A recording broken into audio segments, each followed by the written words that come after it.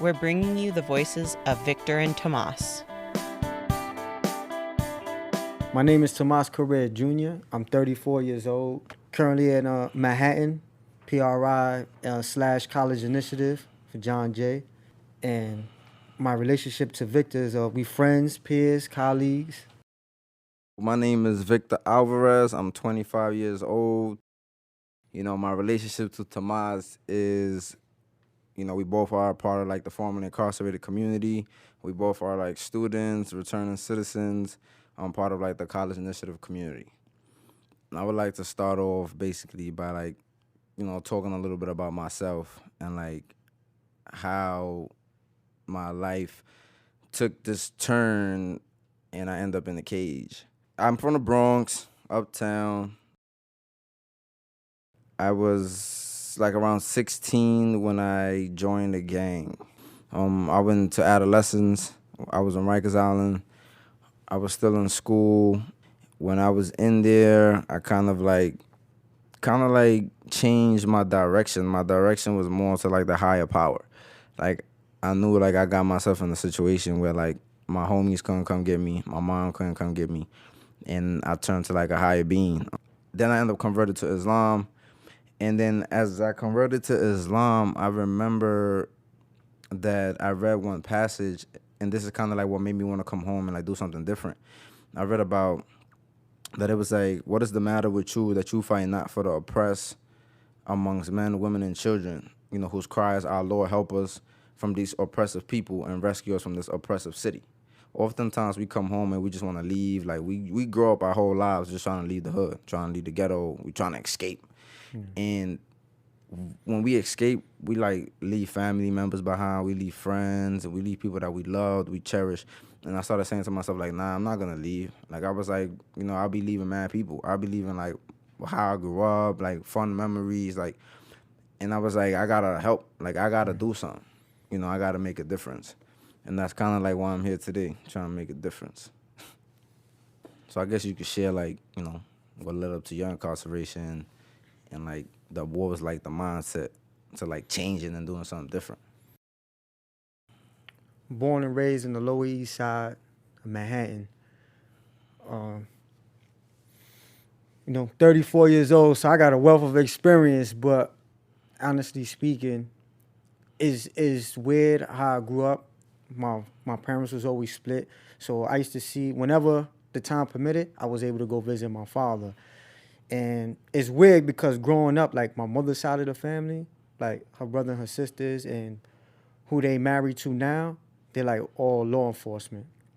So whether police or correctional officers. However, on my father's side was another ball game. That was the streets. I always like, my father was like my superhero growing up.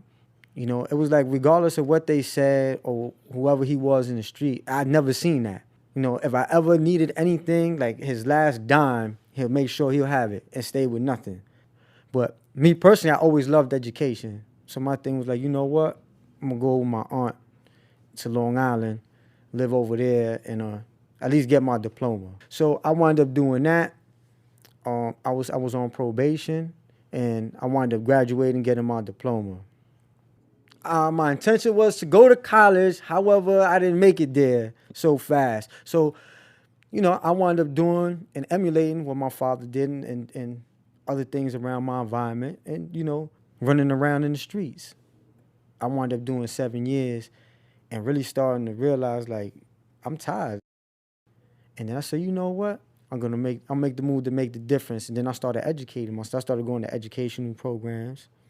I started going to NOI services, the Nation of Islam, and, got a lot of awareness. I was building with the Nation of Gaza Earth, which brought a lot of history and awareness, and just started reading books constantly in the library. I had to go to interlibrary loans because a lot of the information I was seeking, they didn't even have in the libraries over there. I mean, it was difficult because individuals started to look at me a certain way, so I had to deal with peer pressure. Like, oh, so you changing up. It felt awkward, but I also know part of the transition, I had to leave one lifestyle alone to grasp the other. I want to know, like, what used to be like your regular thought process, like when you was it different between like Rikers and upstate? But like, what was like the daily like things you used to like, kind of like think about throughout your day? In the beginning, I was filled with a lot of anger. A lot of anger. It was like, wow, again, I'm in jail again. My mission all the time was twofold. How I could take care of my situation in the street. Somewhere in me, even though in the madness I was in the mind frame I was in, but still was something deep inside me like, I want to have kids one day and, have my own house. I can't do that living like this. My everyday situation was just survival, you know? And talking about what you were saying, like, damn, if I make my transition, like, will people receive me? How they be accepted? How they gonna look at me? I'm used to responding one way to situations, and it was usually through violence. That's what I knew. Don't talk to me like that. What you said, and things like that. And in that given situation and circumstance and that environment, 9 times out of 10, you have to respond. Even when you don't want to respond in that manner, you have to respond to that manner. And it wasn't until later on, when I made my final decision to make the transition, that I realized I don't have to use violence all the time. Like, there's other ways to get around things. I was constantly thinking, like, being part of the gang culture was just like, I'm never gonna make it out of here. Not like this. I'll never make it home. And I said, you know what? I'm gonna put my life on the line for me and those that's willing to make the sacrifices to help me, get out of my situation, help me better myself. I wind up, making that change and my mentality changed. Now I don't want to chill in the yard. I'm only going to the yard when it's time to work out. Everything was educational. And then I wound up getting involved in college. So the one day I woke up, wound up checking it, and my name was on the list for John Jay, the prisoner college pipeline. So you know what, let me give him a shot at the title. I always like education. This is what I'm doing, educational stuff, reading. So I wound up, going through the whole formality, writing the essay and everything. And I wound up getting accepted and following through. But at that time, I already knew I was going to change. I already knew it was something different at this moment in my life than it was before. But one thing that caught my interest was not only that helping with education, but also reentry. And then, doors started opening. Doors started opening. But with that being said, how'd you get involved in education field, going to college and everything?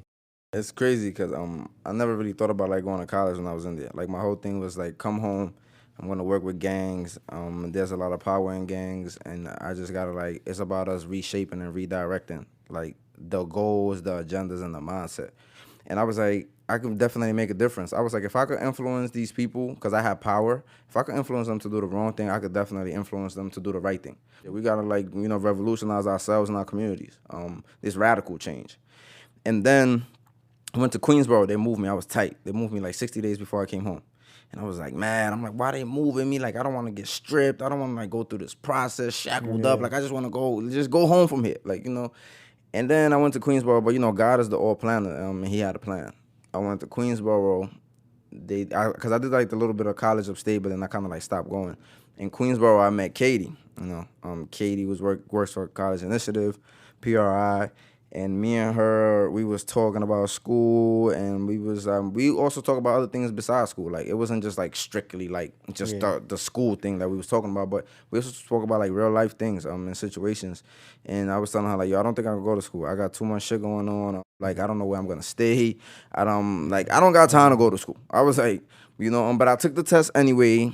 I took both of the tests that she was offering, and me and her always stood in contact when I left. When I contact her when I came home, she was like, yo, your essay scores is like very high. She was like, we didn't see like high scores like that in a while. And she was just like, yo, you should really think about going to school. I was like, look, man, my shit is like all over the place. I need to like stabilize certain areas of my life. And then I went to this event she told me about Beyond the Bars at Columbia University. About like, ended mass incarceration. There was a lot of people that was incarcerated doing different things. And that feeling, like being on a college campus, and like it was a lot of students there, it was a lot of like stuff going on.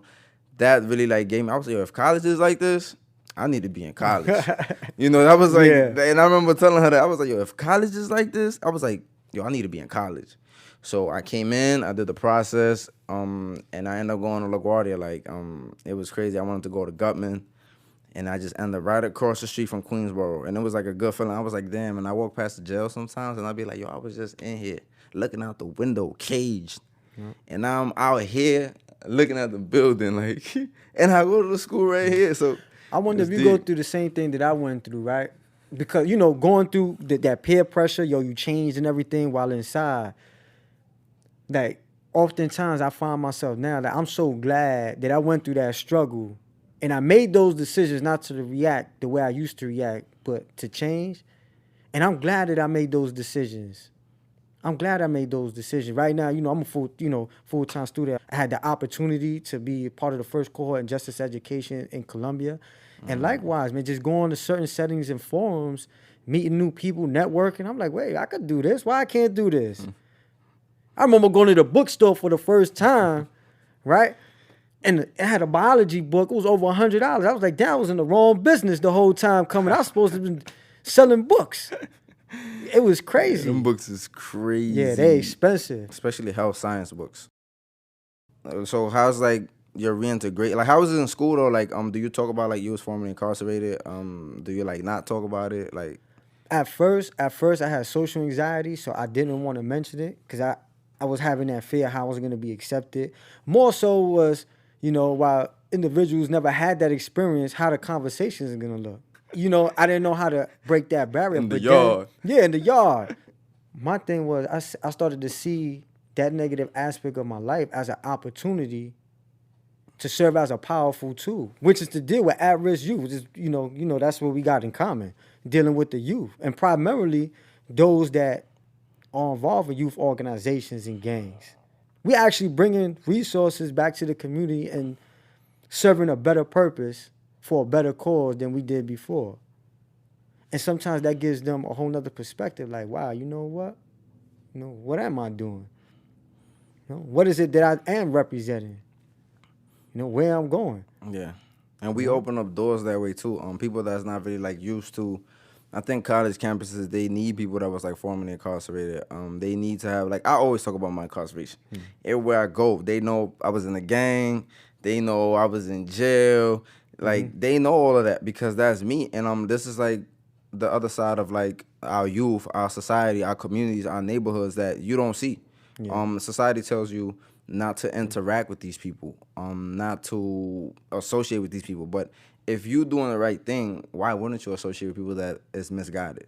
You know, so right then and there, you question like, damn, society is trying to maintain this shit fucked up.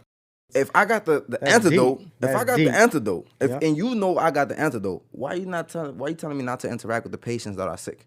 That's what I'm saying. And I started to look at this like, you know, I need to be there, like, and I still go to the hood, you know, and I don't push them away, and I tell them like, yo, I'm fighting for the same thing you guys is fighting.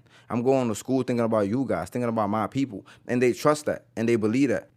That's deep. How you have the antidote, and you have individuals in society that make crucial decisions about the system, and they don't want you there. And that's one thing, a struggle that I went to. How would I deal with the population that's still gang related or running the streets and everything? I said, I can't deny them, because to deny them is to deny a part of myself or who I was. I'd be a hypocrite. Yeah. Right? How I'm going to serve the community and bring them resources in, but I don't want to associate with them. Yeah. So I associate them, but I also know I can't engage in the activities that how you used to engage. Yeah, I can't do that. It's a whole different style of fighting now. And they respect it and they understand it. But that being said, man, peace. Peace.